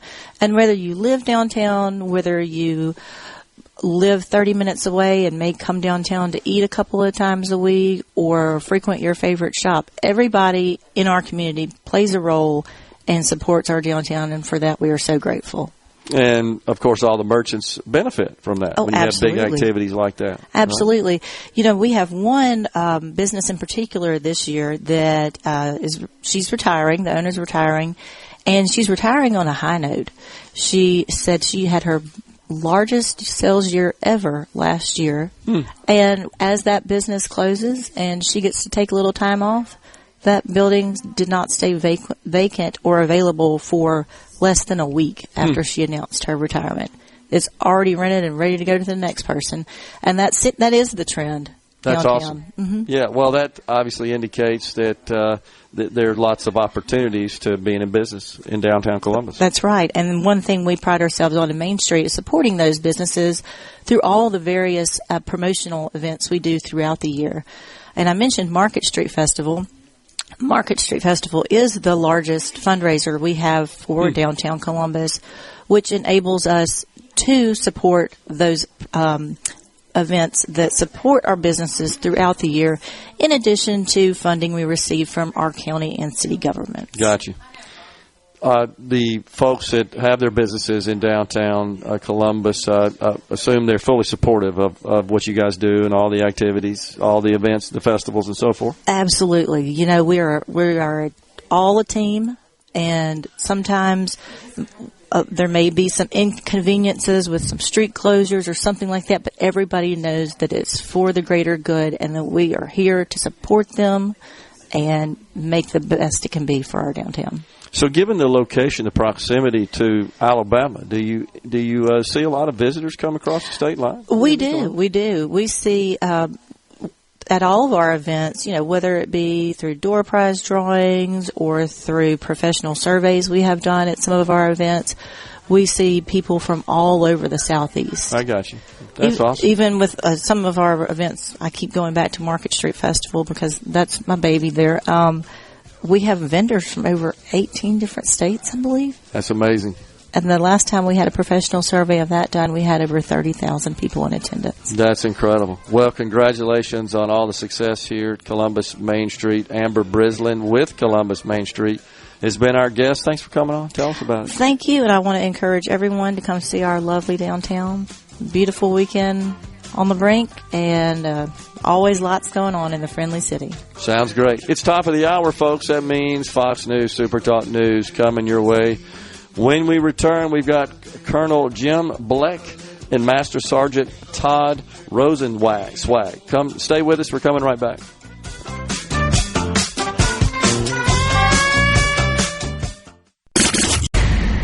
Welcome to the show that challenges you to think deeply and look beyond political posturing. You're listening to Middays with Gerard Gibert here on SuperTalk, Mississippi.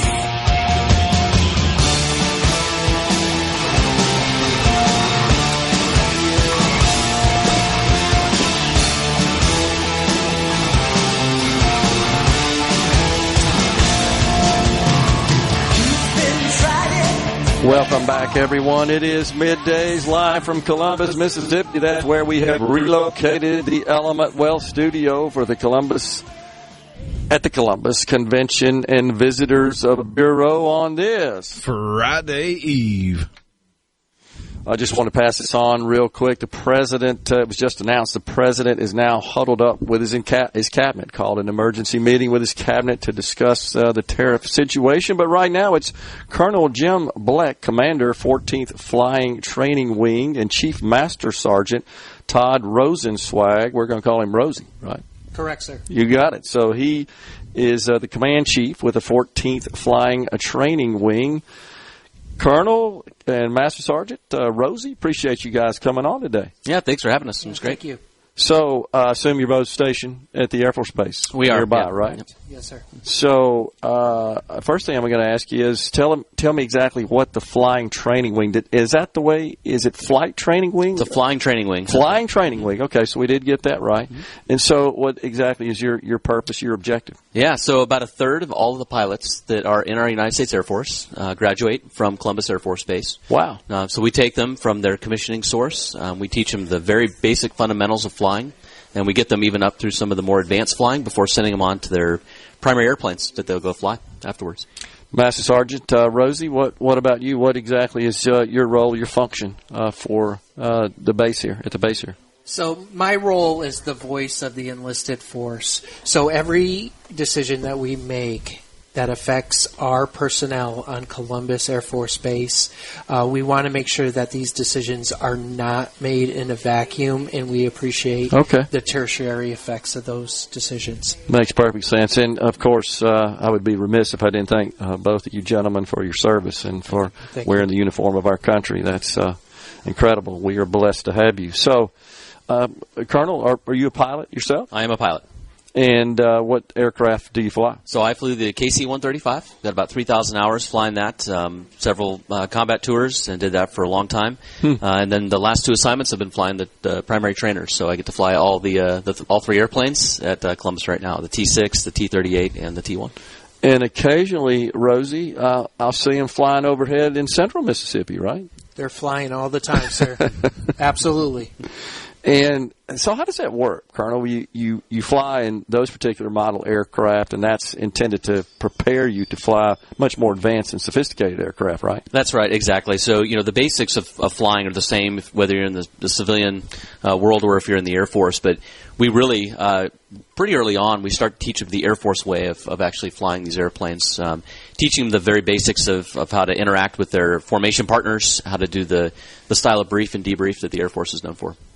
Rosie, you've got to be in pretty good physical condition as well to fly those airplanes, don't you? Oh, absolutely, absolutely. Last year they took me up in a jet T-38, and I got to experience 5Gs for the first time. Wow! And I will tell you, flying is not for me. Did you black out at 5Gs? No, but I had a lot of bags by my side, sir, to help me get through that period. That's awesome. You didn't go inverted, did you? Oh, we did. We did. We pulled negative Gs. Oh, my gosh. It was a roller coaster. Split S's and Immelman turns? Absolutely. Yeah. It's awesome. Great.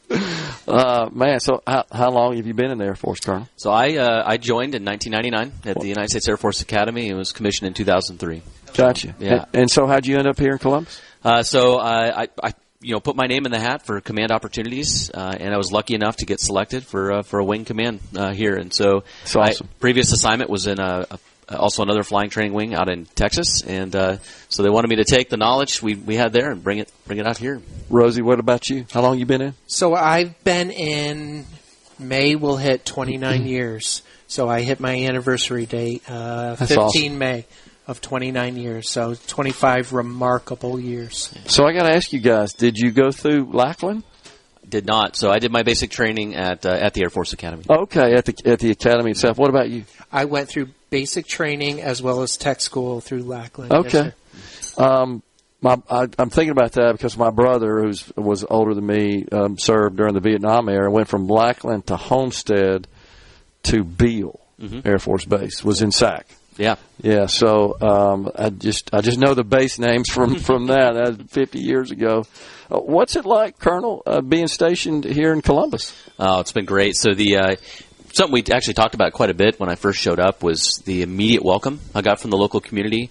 The best community I've seen in my career as far as the partnering to get these students across the line. We have a program called the Pilot Partnership Program where a local business will sponsor a class. They'll kind of track them through their entire program there along the way for the big milestone. So really remarkable and a highlight of this assignment. So Rosie, serving as the voice, the liaison, the communicator for the rank and file, if you will. Do you ever come into situations where maybe there's a bit of disagreement? You've got to perhaps moderate that? Oh, absolutely. Absolutely. I'm shocked. Human beings are involved, right? Human beings are involved, but honestly, we're looking at what fits the needs best for our force. Sure. So sometimes it gets emotional, Yeah. right? Which is okay, because at the end of the day, all we're doing is trying to look out for our force, and that includes our civilians as well.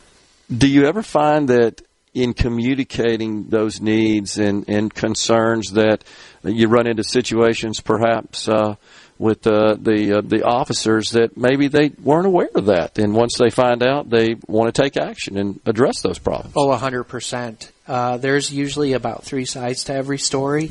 There's the story that you hear about, and then when you get perspectives of other people, that starts melding into what is the third story. So we need to appreciate all sides before we move out on a decision. No doubt. Colonel, these aircraft, modern aircraft of today, incredibly sophisticated. Not only, as we were talking earlier, you've got to be in tip-top physical shape, you got to be pretty smart to fly these airplanes. Absolutely. We actually talk about this quite a bit. You know, there's a lot of change across the aviation community right now. The character of war has changed quite a bit. You know, a lot of standoff systems management type weapon systems. And so we've even back down to the basics of pilot training, started to rethink, you know, do we need to spend as much time on the dogfighting principles? And maybe we need to start thinking through the systems, aspect of warfare. It's interesting. Well, the systems aspect of flying is the most complex aspect. That's right. Absolutely. Yeah, you're trying to build situational awareness, manage all of your systems, and then also track what else is happening in the three-dimensional space. It's a wicked problem and requires a disciplined approach to training early. Rosie, what are you seeing with respect to recruiting? I mean, we need good people, right, to join up. We need good people. We need people that are ready to accept standards. We need people that are fit and have a can-do attitude. So that's what we're looking for.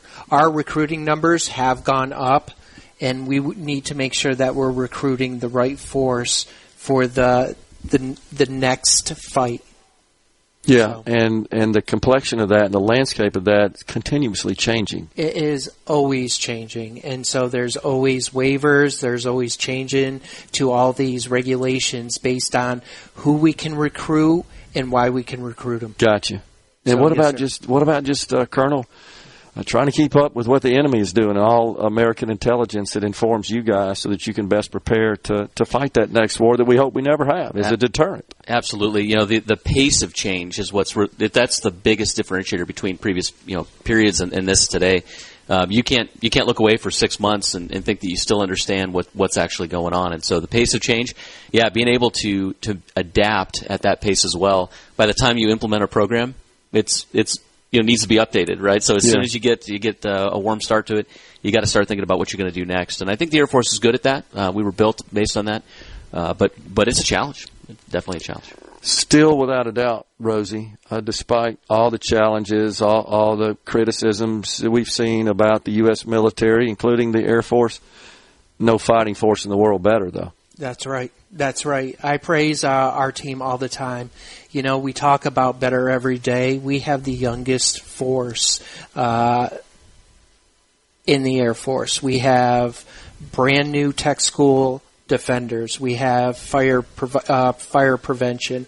We have our air traffic control tower personnel, our RAWS personnel, all brand new, and we're training this force, and we develop them so that they can think on their toes and make the right decisions based on the scenarios at hand. Carl, we got just about 30 seconds left. Some new aircraft commissioned, right, that are coming down the line here. That's right. We're really excited. We're expecting here in the next couple of years to see the T-7. Really excited to see a highly capable platform that'll enhance as we talk about training for the fifth generation airspace. That's going to be the platform of choice. It's going to train, our children. Unbelievable. Commander of the 14th Flying Training Wing, Colonel Jim Bleck, has been our guest, along with Chief Master Sergeant Todd Rosenswag, also known as Rosie, the Commander-Chief for the 14th Flying Training Wing. Thanks for you gentlemen again for your service to our country. Thanks for joining us today. Thanks for having me. Really me. enjoyed it. Yeah. Thank you. Folks, we're stepping aside for a break. We're coming right back.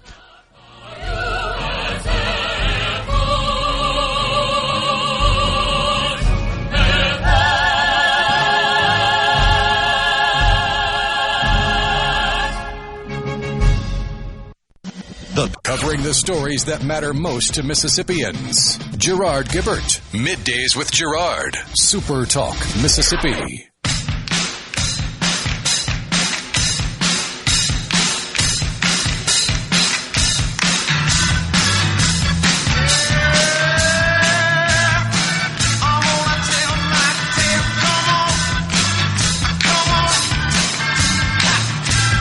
Welcome back, everyone. Middays is live from the Element Well studio, relocated today at the Columbus Convention and Visitors Bureau, beautiful downtown Columbus. Thanks so much for joining us. We appreciate it.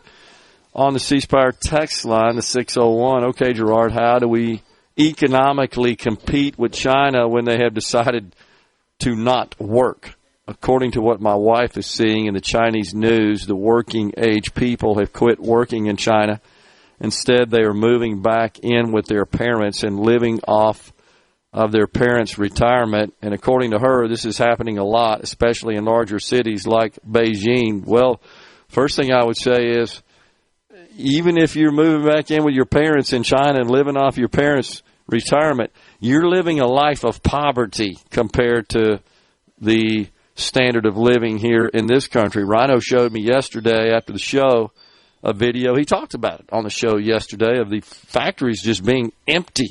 Right, Rhino? In China, you showed me this video that somebody inside the factory had recorded that panned across the factory and showed that there was just nobody there. Yeah, there are large swaths of their manufacturing sector that are, quote-unquote, on holiday until the 13th of April. Unbelievable. So the workers got notification. They put big signs up on the doors, locked the doors, and the lady videoing wasn't supposed to be videoing. She wasn't supposed to be there. I'm sure, and she may disappear after that, honestly. I'm not exaggerating either, revealing that to the world. But we're pleased to welcome now Dana McClain. She's Mississippi House of Reps, District 39, which includes Lowndes and Monroe counties. Representative McClain, thanks for coming on. Sure. Thanks for having me. Glad to have you in my hometown. That's what I was going to say. We're in your patch here today. That's right. Yeah. Normally we're talking down in Jackson, but we're good to be with you in Columbus today. So thank you. The Convention and Visitors Bureau is quite the organization here, isn't it? Isn't it something? Do a fantastic job of just promoting all the great things about Columbus, the Columbus area, and all of these events and festivals they've got coming up, including the Catfish in the Alley. That's coming up here this weekend. What do you think about all that stuff, man? It's an exciting time to be here. We've got great weather, so the azaleas are blooming. Everything is beautiful, so love for people to come and visit us. And we talked earlier in the program to the president of the W, Nora Miller. A delight to speak with her. A lot of good stuff going on there, too. Right. Yes, they do. Yeah, it's really incredible. She seems to be very optimistic about the future of the university, and I know it's been a critical part of the community here as well. It has. I mean, the W has been a part of my personal history, actually. Growing up here in Columbus, I had piano competitions there at Poindexter Hall, and Girl Scout events, father-daughter banquets at the W, and Girl Scout sleepovers at Carrier Lodge, which used to be a part of the W, and so it's a part of the fabric of this community, really and truly. Yeah. And, of course, there's been a lot of controversy surrounding the university and how it might be absorbed and changing its name, and the School for Mathematics and Science being relocated. It hasn't been any shortage of just controversial issues about it. I know you guys have been having to deal with that in the legislature somewhat. We have. Last year, the name change was a big topic, and didn't materialize, which I think many were happy about that. But anyway, yes, it will be a topic that will be coming up next session, I'm sure. Yeah. So I'm a huge fan of Mississippi School for Math and Science. My daughter is a graduate of that program, and it is a tremendous school, a tremendous program. The faculty there are the best in our state and the best, in the nation, really. And I will be working to to do all I can for that school. Well, President Miller, in our discussion with her earlier today, Representative McClain, said that in polls they had done among the students, 96% wanted to stay where it is, Right. is what she said. Right. Yeah. And I can see why. It's a very intimate atmosphere there. It's a small campus. They are able to use the facilities there at the W. They can go to the gym and the pool and the library, and it's such a beautiful place to be. And I could see why they want to stay where they are, even with the facilities in the shape that they're in, which they're not in the best of shape. And we really need to do what we can to make sure they have top-notch facilities to use there. They're top-notch students. They deserve better than they've received. Surely the IHL and the legislature are reviewing that data, and that is being used as input in the decision making. Let's hope so. Yeah. Let's hope so. Yeah, absolutely. Okay, so what a strange session we had. We got everything but a budget.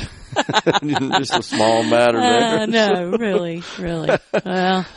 Any update on when you guys might get back together down there under the dome to hammer out our budget for next year? I've not heard. Of course, we know it will be before the end of June. Right. Has to be. Right. Since, our fiscal year starts July 1st. So, but no, I haven't heard anything. And okay. Completely at the discretion of the governor at this point, it right? Is. Yeah. And what we go over and what we do is totally his discretion. Yeah, that's true. Talking about the subject matter you'll right, take up. The we know agenda, the budget's one, but right. what the agenda anything looks like. else that we attack. And they've been pretty quiet. I mean, the governor's office, I haven't seen any reports of any other matters to come before a special session other than the budget. Right. I think it was just let us, go home, take a breath, let those that need to blow off steam do that, and then come back on the ready to finish it all up. Well, it feels like, to your point, there was a lot of pressure of steam built up among some of the key players, especially with respect to this tax legislation. Right. Really bizarre the way that thing went down. It really was, wasn't it? That's crazy. I can't remember anything like that. I'm a little surprised it didn't get more national media attention, honestly. Yeah. But so what do you think? Is that going to play into the budgetary process, the contention, the tension that still exists between Well, the let's two hope houses? not. Let's hope not. Yeah. We need to do what's right as far as, providing for the agencies and the groups that need the money, and that kind of we put the other, behind us and move forward on that. What are you happy about, pleased with, that you got across the finish line this year? Well, for me personally, you and I spoke a couple weeks ago about legislation that I had authored, and I mean, what a twist and turns that occurred with my bill, which was House Bill 928, which was to require that hospitals have rape kits on hand when victims present to the ER, and for them to actually have someone there to perform the rape kit, and that no victim is turned away. And that legislation was birthed through, happenings that were happening all over the state in hospital ERs where victims have been turned away and told, hey, we don't do that here.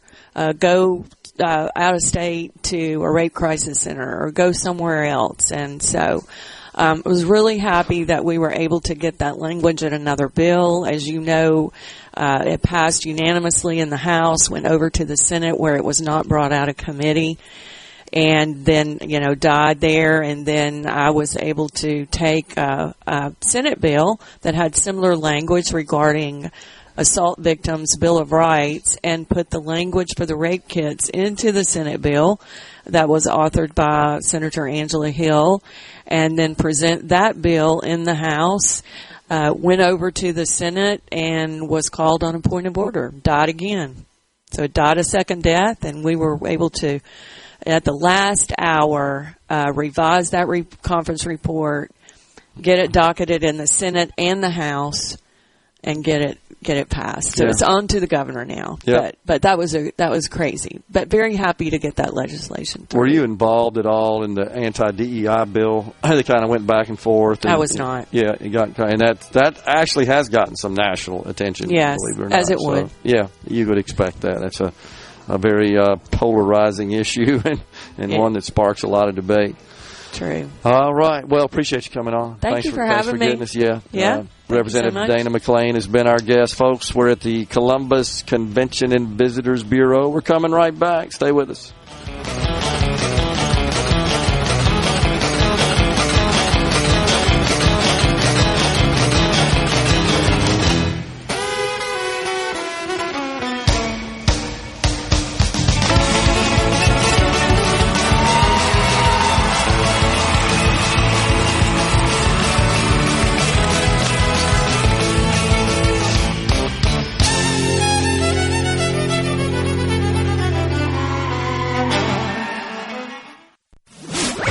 Middays with Gerard Gibert. It is on SuperTalk, Mississippi.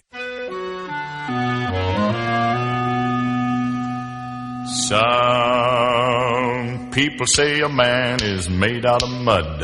A poor man's made out of muscle and blood.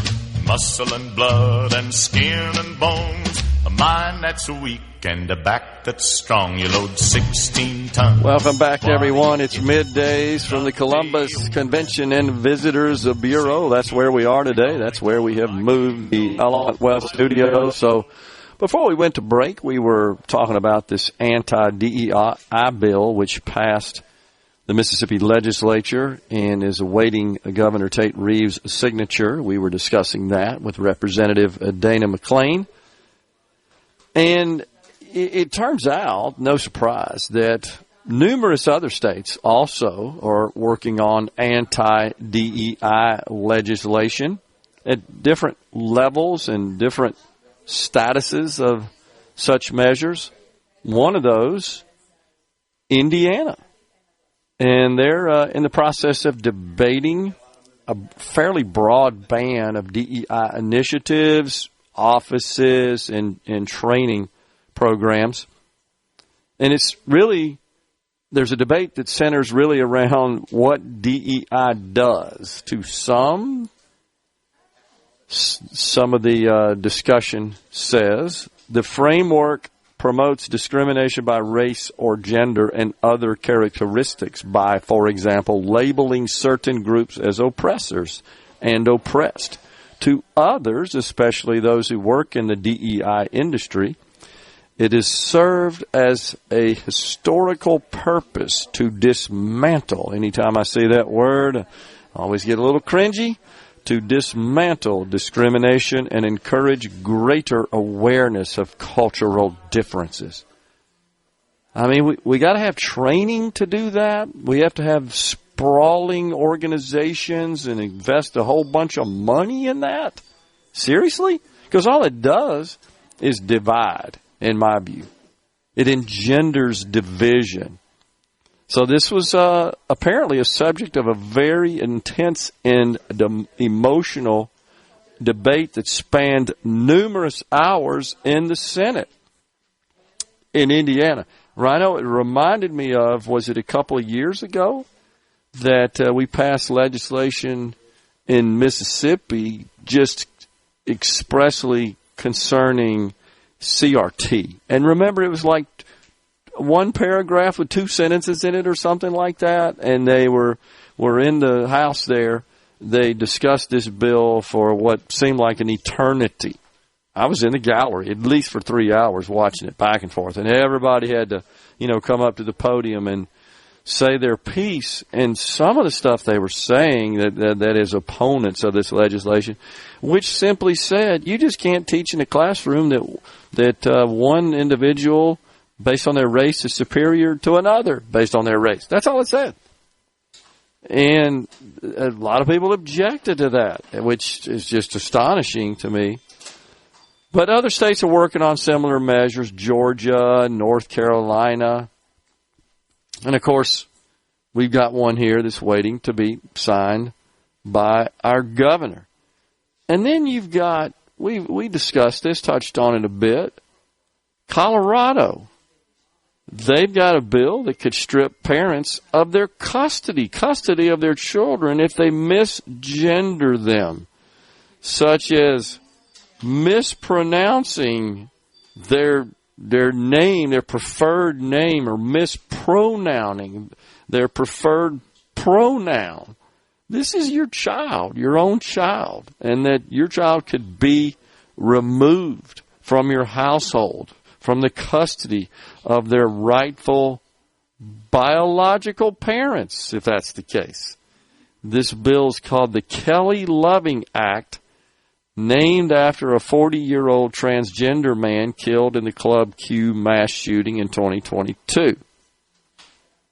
I think that's a little overreaction, to say the least. Okay, no doubt we're not condoning the snuffing out of any person's life. You commit a murder, it doesn't matter what the reason or cause is. You broke one of our most stalwart laws, and one that you should suffer the consequences to the full extent of the law. Nobody's condoning that. One nut that decided to commit this heinous act. By the way, you should not be surprised that Canada pioneered such legislation before the state of Colorado here. One case in Canada resulted in a father's 6-month prison sentence and a $30,000 fine for misgendering his teenage daughter. Misgendered his daughter. What does that mean, Rhino? Referred to his daughter as a she? As a her?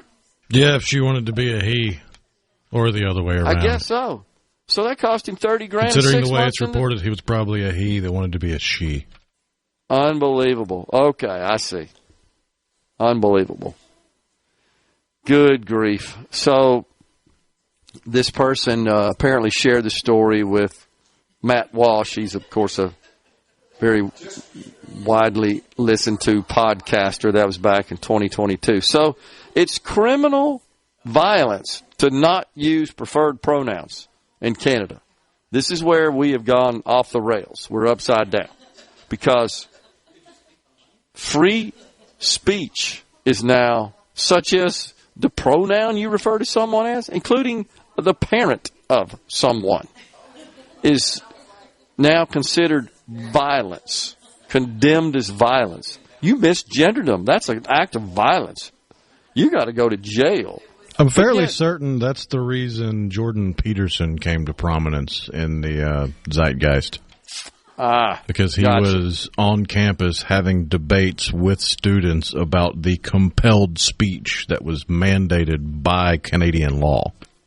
Incredible. We don't want to be like Canada. I can't think of too many ways in which we want to be like Canada. That country could be so much more if they weren't so obsessed with and immersed in all this left-wing nutcase liberalism stuff. There's no doubt. But when you destroy property such as a Tesla, or you're burning buildings and pillaging the inventory and the assets inside those buildings, well, that's excused as free expression. They're doing that for a cause.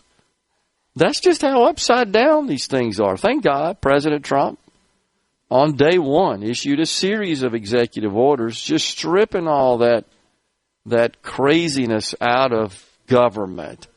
Thank God. And you've seen, as we've shared with you, lots of other companies are doing the same. I hope we put a nail in the coffin of DEI and ESG. It provides no value, and let's be honest, it's divisive. It doesn't unite society. It divides. And that's it's harmful in that respect. Y'all should check out what they have done in Australia, says Emma from Eggville. I know we've shared a couple of situations and a couple of stories on Australia. What do you got there, Rhino? I know they've done some crazy stuff and seems to have just jumped the shark as well, and there are other countries. But much like Americans, it seems like the normal majority of Australians are sick and tired of hearing about it, sick and tired of being browbeaten by stupid people and emotion-led idiots, and they're pushing back on it. Good. It needs to be completely gone from the planet, honestly. It provides no value, and again, as I say, it divides society. It doesn't unite us. It doesn't engender cooperation, respect, collaboration whatsoever. Quite the opposite. So Elon Musk's brother, Kimball Musk, I didn't know he had a brother. First time I've ever seen this dude in the press. He's slamming the Trump tariffs as permanent tax on the American consumer. He says these measures would lead to less jobs and lower consumerism. So now even he's speaking up. Unbelievable. Who is this guy? Kimball Musk. I have no idea where he came from, but he's all about it. No report yet from the White House as far as the meeting that the president just called with his cabinet that I think is in response to the broad sell-off on the markets today. I think that's still a concern to the president. So what does it say? This is brand new, hot off the press. China? Who are they asking? They're asking some other country to join hands, and they were Australia. Okay, so they were repudiated. Looks like. Australian Deputy Prime Minister Richard Marles said the country was, quote, not about to make common cause with China. This is what's happening is they're being isolated on the world stage. Really is incredible. Everybody is rebuffing them and not inclined to saddle up and pull the train in the same direction with communist China. So this could be good news for the U.S. We're stepping aside for a break. When it's after the break, we've got Francis Glenn, Tourism Director, Columbus Lounge Convention and Visitors Bureau.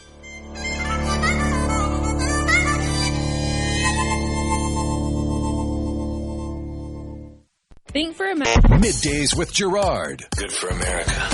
Good for fans of justice and truth. Good for us. SuperTalk Mississippi. This is what we stand for.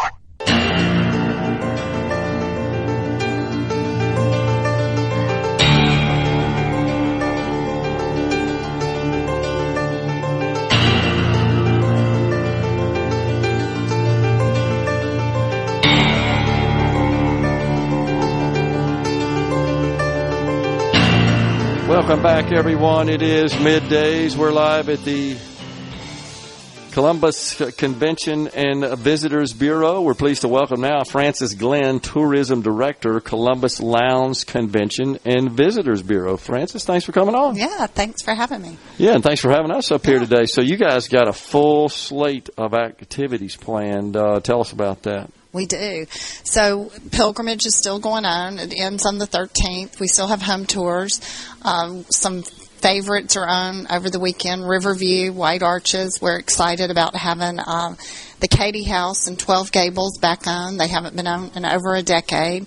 And then, of course, Catfish in the Alley will be this weekend. I know Sharon talked to you a little bit about that. Fascinating. Yeah. So great story, history behind that. It is. So Saturday we have the festival will be from 10 to 3 in historic Catfish Alley. We've got some great musicians. All the concerts are complimentary. So we've got a local favorite, Keith and Margie, and then the Columbus Community Gospel Choir will perform. We've got Anissa, Big Sexy Hamilton, and the H-Funk Band. And we have our headliner is D.K. Harrell, and he'll take the stage at 1:30. Lots of diverse culture here in Columbus. Anything in particular, Francis, you can attribute that to? Well, I think it's our community. We have a diverse community. We have a lot of industry. We, of course, have the Columbus Air Force Base. And, we just have a great community of really friendly residents. And yeah, and people want to come here and enjoy all these activities, right? That's right. So the catfish in the alley, just want to make sure I got that right. Fascinating story. I'm not sure that everybody understands all the history behind that. Well, it is. It's a lot of history. It's a celebration of the African American community here. Catfish Alley got its name for the fried catfish that was on Fridays. And it's just a great way to celebrate the contributions of the African American community. And then you've also got the spring pilgrimage, and that involves featuring many of the architecture in the homes around the area, right? Our homes, we had 16 homes open pre-Civil War. Wow. And they tell interesting stories about the homes, and as well as the furnishings, the architecture. Yeah, and survived the Civil War, right? They did. We were a hospital town. Okay. So we were spared. I didn't know that. That's the history there. That's the history there. Okay. Yeah. Right. So because it was a hospital town, at least at the time during the war, it was not, I guess, a target for any sort of military activity. No. Right. It was, right. Yeah. We treated soldiers from the Battle of Shiloh. Yeah. And so it was Union and Confederate soldiers that were treated here in Columbus. Wow. The shops, the merchants, the restaurants, the hotels, this is really a pretty big deal to them, isn't it? It is. It is. We've got lots of activities going on this weekend. A big thing coming up is the Columbus Orthopedic Riverwalk Soccer Tournament. Okay. So all of our hotels are full this weekend. Gotta love that. We do love it. A lot going on. Yeah. Anything in particular that might be planned to expand the events and the activities you guys are thinking about? I know you got a lot already. Yeah, I think Catfish in the Alley is a festival that we would really like to see grow. It's been a standalone, but during pilgrimage, I could see us adding, another day to that event. Is that something that gets some national attention? Well, we're hoping. Yeah, I mean, because that's a pretty big deal. Yeah, really. So, the blues is, of course, big in Mississippi, and people travel here to hear the blues. So this is a great 2 days free concerts. Yeah, that's awesome. And you made a great point. You've got the W here. You've got the Air Force Base. You've got a thriving community as well. And I noted just sort of driving around the downtown area, all the buildings are occupied. Yeah, it's good. It is. We have a great downtown. We have great restaurants, merchants. So we just want people to come to Catfish Alley, walk downtown, shop, eat. We're going to have lots of food vendors, lots of good fried catfish. We're going to have children's activities. Pack Car is doing STEM activities. Yeah. The Columbus Arts Council will have children's activities. And, of course, we have lots of artisans with their homemade goods. And speaking of Pack Car, the Golden Triangle region in particular is really booming with respect to economic development. It is. Bringing in lots of new companies, business investment, capital expenses investment as well, and people to come work. And, of course, they'll make their homes here as part of that. That's right. So that ought to be good for the community. It's good for everybody. Yeah, no doubt about that. Well, I know it's going to be a great weekend for the Catfish in the Alley event, and then you've got the pilgrimage going on, lots of other stuff. So, folks, get to Columbus, Mississippi. That's where it's going to be happening. Francis Glenn, Tourism Director, Columbus Lounge Convention and Visitors Bureau, has been our guest. Thanks for coming on, Francis. Thank you. Appreciate it. Congratulations on all the success here in Columbus. Thanks so much. Folks, that is it for today. We've enjoyed ourselves at the convention, Columbus Convention and Visitors Bureau, the heart of downtown Columbus, Mississippi. Out of here for now. Back with you again tomorrow in the Element Well studio. Until then, stay safe and God bless everyone.